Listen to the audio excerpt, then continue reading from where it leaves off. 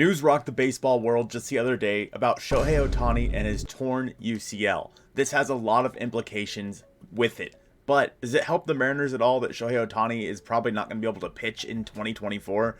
Are their chances of signing him any better? First and foremost, let's get it out of the way. It sucks as a baseball fan that Shohei Ohtani is not going to be able to pitch. He's only going to be able to hit, and if he has Tommy John surgery, who knows when he'll be back in the first place. This video is not to say, ooh, wow, the Mariners dodged a bullet. This video is to say, damn, it really does suck that we don't get to watch the greatest player of all time do what he does best. But for the sake of reporting, let's talk about what this means for the Mariners' opportunity to sign him, and what was already going to be the most interesting contract in the history of the game just got even more complicated. Jeff Passan said Shohei Ohtani has a tear in his UCL, Angels GM Perry Minasian told reporters in Anaheim. It is still unclear, he said, whether it will require surgery. He will not pitch for the rest of the season. Ohtani had Tommy John surgery in October of 2018. The elbow continues to be the worst. I agree, Jeff. Let's talk a little bit about what that means for Shohei Ohtani, and then we'll talk about that surgery in 2018, because that does change things a lot. So Minasian did not say that Shohei is not going to hit the rest of the year. There's a pretty good chance that he is going to be in the middle of that Angels lineup for the rest of this season, of course, depending on how his arm feels. That's good. We can at least watch Shohei hit.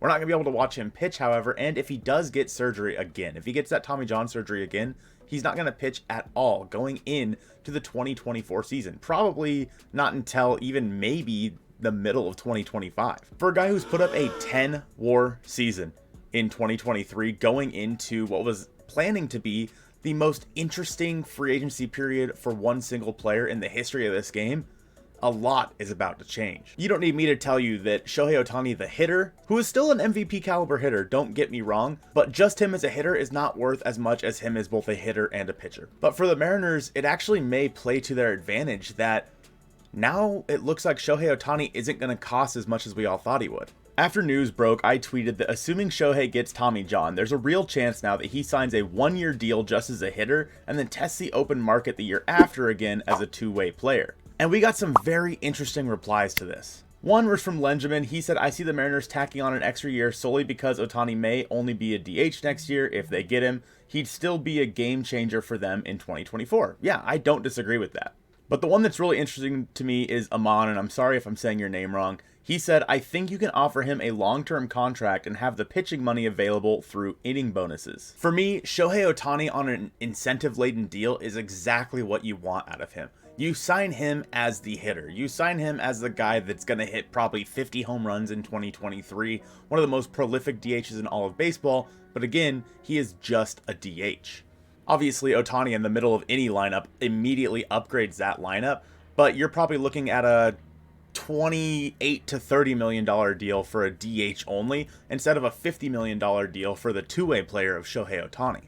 So while the Mariners could sign him to a one-year deal and say, hey, you know, come hit for us, we don't need you on the mound, come hit for us for a greatly reduced contract, and then he can go back out and test the market the year after that, well, instead, they could sign him to a multi-year deal with a lot of incentives and vesting options and whatnot, saying, hey, if Shohei pitches 100 innings in this year, it tacks on another $10 to $15 million onto that year's salary. It will be unlike any contract we have ever seen before. Let's just throw out a random number, right? The Mariners signed Shohei Ohtani to a 5-year, $125 million deal. $25 million a year. Now, I'm sure he's going to get more than that, but just bear with me here.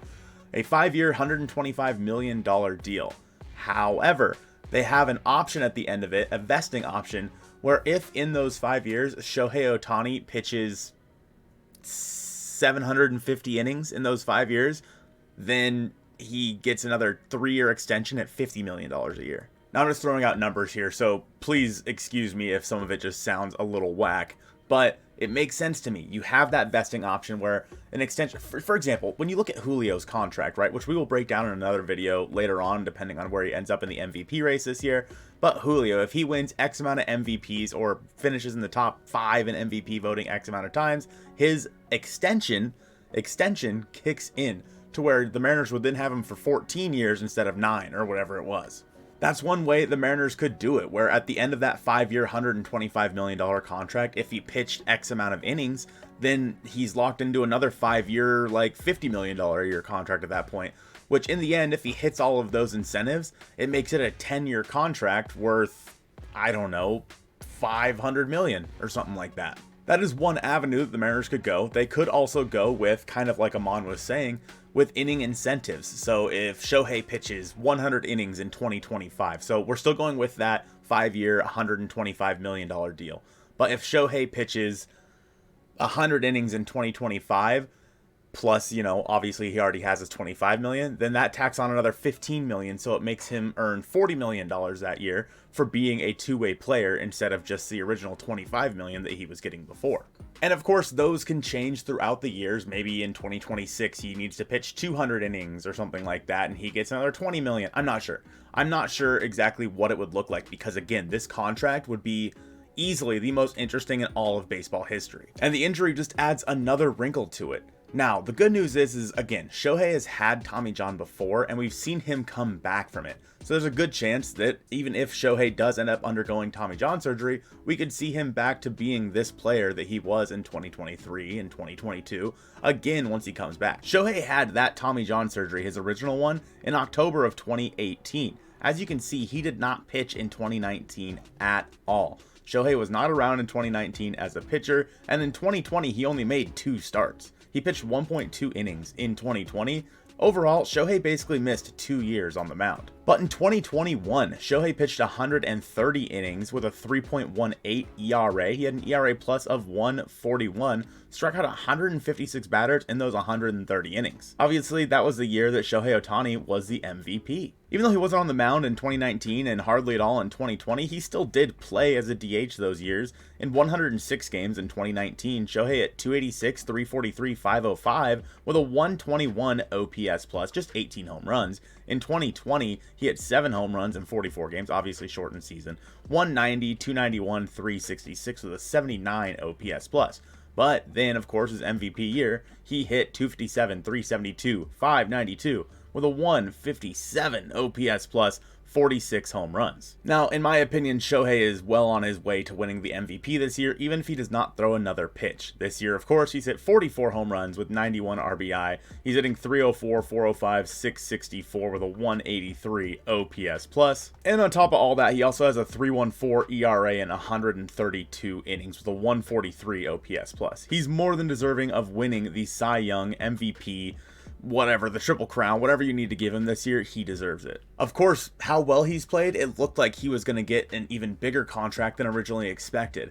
But now that he is going to be going into this offseason as purely a hitter, at least for the next year, if he gets that Tommy John. Again, there is no guarantee that he's going to get Tommy John surgery. We have not heard at the time of recording this anyway, whether or not that is the plan. But if he's going into free agency this offseason as only a hitter, for teams like the Mariners who don't want to commit a bunch of money to one player, he makes a lot more sense now than he did previously. And if he is willing to sign those incentive-laden deals where the Mariners could, if he doesn't pitch at all, the Mariners don't end up spending that money, that is perfect for them. Of course, they do have all these young pitchers on their staff. They don't necessarily need Shohei Ohtani, the pitcher. It would be nice. He'd be a great addition.